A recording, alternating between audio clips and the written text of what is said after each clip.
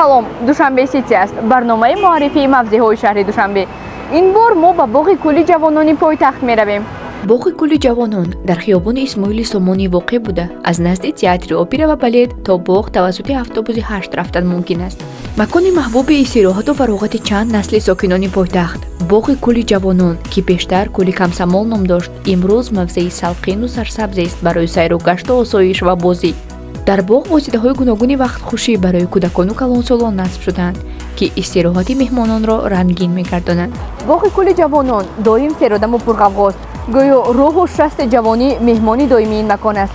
шояд ин ба таърихи бунёдаш алоқаманд бошад, чун ин боғу кӯл бо меҳнату ғайрати ҷавонони кишвари он вақт ҷавон тоҷикистони шӯравӣ бунёд ёфтааст.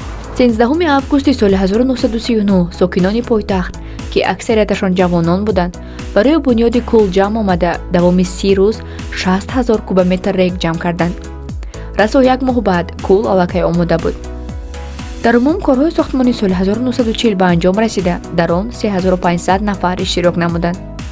масоҳати кӯл 21 гектар, дарозиаш наздики 1 километр, чуқури он 5 метр ва паҳноияш 250-300 метрро ташкил дод. дар соҳили шимолии боғ соҳили фароғати бунёд гардид. боғ ҷои вохӯриву нишастҳои дӯстона буд. мӯйсафедон дар ин ҷо чойнӯшиву шоҳмотбозӣ мекарданд. ҷавонону кӯдакон ба бозиву шиноварӣ машғул буданд. шомҳои шеъру мусиқӣ барпо менамуданд.